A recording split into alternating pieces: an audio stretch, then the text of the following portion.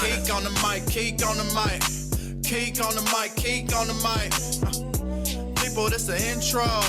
Sacramento, California, born and raised. And Antelope is where I spend most of my days. Talk bad about my team, you must be a clown. This is Keek on the mic, so you know you better bear down. Bear down.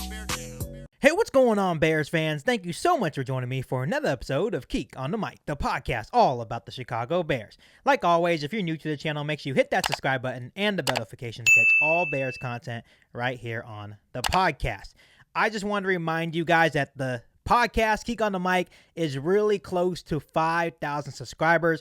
And once I hit that milestone, I will be doing a huge giveaway of a signed jersey. It could be a current Bear or a Bears legend. I'm not going to tell you what jersey I'm giving out yet. You guys are just going to have to wait until I hit 5,000 subscribers, and then I'll let you know which jerseys I will be giving out. So make sure, like always, share the content here, share the podcast to all the Bears fans that you know. And once again, I appreciate you guys so much for all the support right here on Keek on the Mic. So today I'm going to go away from all the nonsense of those reports, of all those experts and all those people bashing the Chicago Bears. We're going to take a step away because we are finally getting a little bit closer to Chicago Bears football, as the Chicago Bears are kicking off training camp at House Hall in about a week, and I am so pumped because you guys know what that means. That means Chicago Bears football is one step closer. So on today's video of Keek on the Mic, I will be talking about the top storylines to be watching for as the Chicago Bears start training camp next week. And as I go through the storylines that I'm watching out for, feel free to comment down below in the comment section and let me know the storylines that you would want to see as the Chicago Bears kick off training camp next week. And here we go. Starting off with number one, the first storyline that I'm looking for as the Chicago Bears kick off training camp is the development of Justin Fields. Obviously, this is the obvious one. Obviously, the Bears are hoping for a leap from year one to year two. Justin Fields finally comes in as the unquestioned starter. And I'm pretty sure if you guys comment down below and give me your storylines, everyone should have this on their list, is the development of Justin Fields. Because if Justin Fields develops and turns into that star quarterback, that means the Bears will most likely, hopefully, be a pretty good football team. It always starts with the quarterback. The good news for Justin Fields, I know we talked a lot about Justin Fields this offseason, about his work ethic, all that good stuff, about him hopefully taking that next step to the capabilities that we know he can get to being that great quarterback, right? The good thing for Fields going into year two, though, compared to going into his rookie season with Matt Nagy, is that he will enter this training camp in year two as the unquestioned starter, and he will get all the first team reps. I know that we talked about that earlier in the offseason here on Keek on the Mic, and I'm pretty sure you heard it around all over social media, is that Luke Getsy and this new regimen have been giving Justin Fields all the first team reps. Trevor Siemian doesn't need any first team reps, right? Maybe if Justin Fields goes down, yes, of course, then Trevor Siemian needs the first team reps. But in order to get Justin Fields to where we want him to be, right? In order for him to create that cohesiveness with his new wide receivers, with his new offensive linemen, right? He needs all the first team reps. That's the only way that he's going to get better. So no more splitting reps. Justin Fields going into year two is the unquestioned starter. It is getting all the first team reps, and that will for sure help the development of Justin Fields. When you look at last season, going into his rookie year, obviously he came in as the backup. Most of the time, Matt Nagy had him as the scouting team quarterback, right, as they prepared for their opponents, and he didn't get barely any first team reps, and I definitely think that hurt Justin Fields' development just a tad bit. So I'm super excited. I know that he's already been doing this all offseason long, getting all the first team reps. So I'm excited to see as he continues to get all the first team reps, as he continues to build that cohesiveness with all his new players and teammates. I'm excited. And obviously he is still going to work closely with offensive coordinator Luke Getsy and quarterbacks coach Andrew Janocko on his footwork, timing, and fundamentals, stuff that they really drilled on him this offseason to get better at. And I feel like so far he is doing really, really well. And obviously when we look at Justin Fields, going into year 2, and we talked about this a lot on the podcast. Fields definitely possesses, right, all the physical traits and intangibles to become a star, and I'm excited to continue to watch him develop during training camp leading up to week 1 against the San Francisco 49ers. So going on to number 2, the second storyline that I'm looking out for as the Chicago Bears start training camp next week is the competition on the offensive line. And this is a huge deal. Obviously, you can't talk about Justin Fields without talking about the offensive line. Obviously, the offensive line was terrible last year.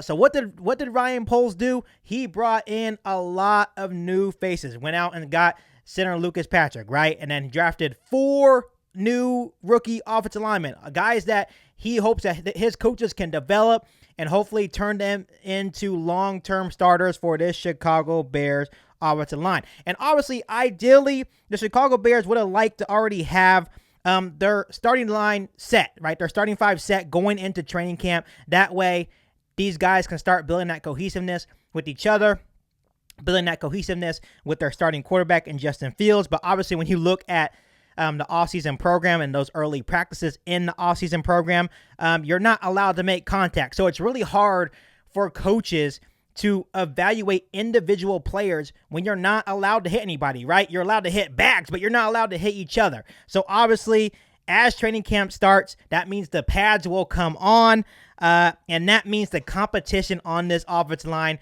will be really fierce. And something that I want to talk about before I move on with this certain segment, this certain subject of competition on the offensive line is Tevin Jenkins, for example. When the pads come on, I've talked about this earlier in the offseason. Once the pads come on for Tevin Jenkins, I think he's going to be a totally different player. When you're not allowed to hit anybody, I think it's really hard to evaluate talent. It really is.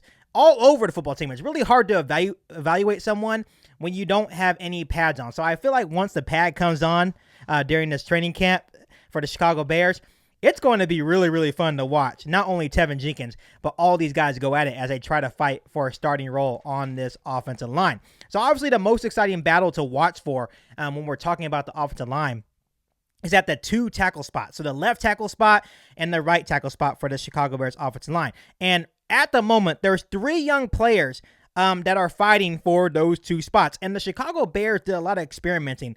And they did basically 2 combinations during their offseason workouts. So for the first 6 practices, the Chicago Bears had Larry Borum. They lined him up at the left tackle spot, and then they had Tevin Jenkins at the right tackle spot. And then this is where people started to kind of freak out a little bit, because for the last 6 practices, then the Chicago Bears took their 2022 5th-round pick in Braxton Jones, and they put him at left tackle, and then they put Larry Borum at right tackle. So I think they're just trying to see what are the best fits. I don't really think that by them taking out Tevin Jenkins, that's going to hurt him and trying to fight for a starting spot on this offensive line. Once again, I think once these pads come on for the Chicago Bears, I truly feel that Tevin Jenkins will be right back into the starting mix, especially when you have a guy that aggressive, a guy that's that athletic, a guy that's what Ryan Poles is looking for in his offensive line. So I truly feel that people shouldn't really freak out about what's going to happen with this offensive line. And obviously, it's unclear what starting 5 they're going to start out with when training camp opens up. Obviously, I think they're going to do a lot of different combinations. Obviously, Ryan Poles and Matt Eberflus have already talked about it, that they're still working through it with all the positions on the Chicago Bears roster, right? They're going to be doing a lot of different rotations, a lot of different combinations to make sure they get the best 5 as they enter week 1 against the San Francisco 49ers. But before I move on, I just want to give my prediction of who I think the starting 5 will be for the Chicago Bears offensive line. At left tackle, I think it will go to Braxton Jones. Left guard, Cody Whitehair. At center, we got Lucas Patrick. And then right guard, I think it should be Larry Borum. I think that would be a good spot for him. And then at right tackle, I think Tevin Jenkins should fit in there right at the right tackle spot. I think that's his natural position. And even if they have to mix some of these guys around, maybe put Larry Borum at right tackle, Tevin Jenkins inside the guard. I know a lot of ESPN analysts, once Tevin Jenkins was drafted going into the draft, were basically saying that Tevin Jenkins probably would fit best at the guard position. But at the moment, I really like if this would if this was to be the Chicago Bears starting lineup as they play the San Francisco 49ers week 1. So let me know down below in the comment section with who would you guys want to start on this Chicago Bears offensive line. I would love to hear from you. Number 3, the third storyline that I'm excited to watch for as the Chicago Bears start training camp next week is, will Robert Quinn show up or will he be traded? And I'm going to keep this short and sweet. Obviously, there's been a lot of rumors out there saying that the Chicago Bears are looking for a trade partner. If they trade him, great. I just hope that it's a good deal. And a good deal to me would even be a 3rd-round pick. If we get a 2nd-round pick, that's amazing. I know there's been a lot of rumors saying the Bears could probably net a 2nd and a 4th rounder right now for Robert Quinn, which if that's the case, I would say, all right, have a good one, Robert Quinn. We get 2 extra picks for next year's draft, and I think it would be a win-win for both sides. But if Robert Quinn decides to show up, I think he's still a very, very good asset, especially in this new Matt Eberflus defense where he would play the DN position. So I think at the end of the day, I think it would be a win-win for the Chicago Bears. If he shows up, that's good news. If we trade him, and it depends what we get, I think that's also good news because we end up getting more draft capital to continue building this franchise. So let me ask you guys this question before I move on to my next storyline. Do you guys think the Chicago Bears should trade Robert Quinn? Yes or no? Let me know down below in the comment section. So my final storyline that I'm looking out for as the Chicago Bears start training camp next week is, who will step up as the wide receiver number 2, much like the offensive line. Ryan Poles got a whole bunch of new wide receivers. Obviously, once Allen Robinson departed, Darnell Mooney is now the clear, unquestioned wide receiver number 1 for the Chicago Bears.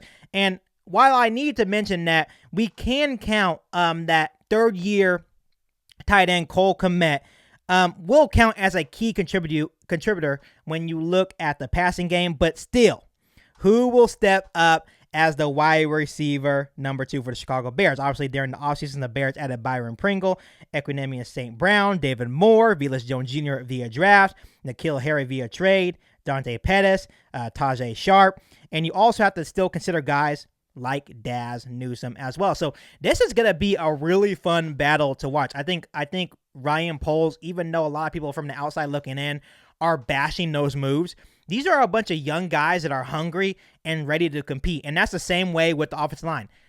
When you look at the offensive line and the receiver rooms, these are going to be the 2 battles that are going to be really fun to watch. Obviously, you also have like the slot corner position, maybe the linebacker position as well. But for me personally, the offensive line and the receiver battles are going to be super fun to watch and monitor all offseason long, watching all the preseason games and just watch these guys go at it. And if I had to have my prediction, I would say obviously Darnell Mooney is going to be the number 1 wide receiver for this offense. And I think Byron Pringle will be number 2. I truly feel that Velus Jones Jr. will be number 3. I think N'Keal Harry will probably make the team just because of his blocking ability.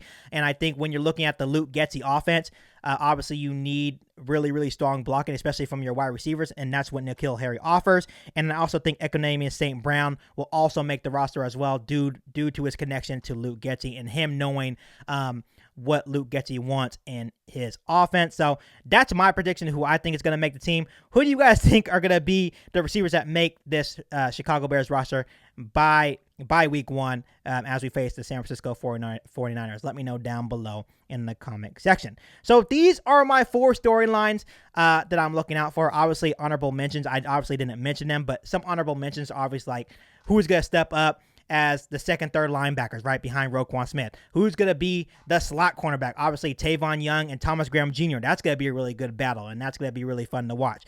But for me, these are the 4 main storylines that I'm looking out for as the Chicago Bears begin training camp next week. And like I said at the beginning of this episode of Kick on the Mic, let me know down below in the comment section, and let me know what storylines you are looking out for as the Chicago Bears start training camp next week.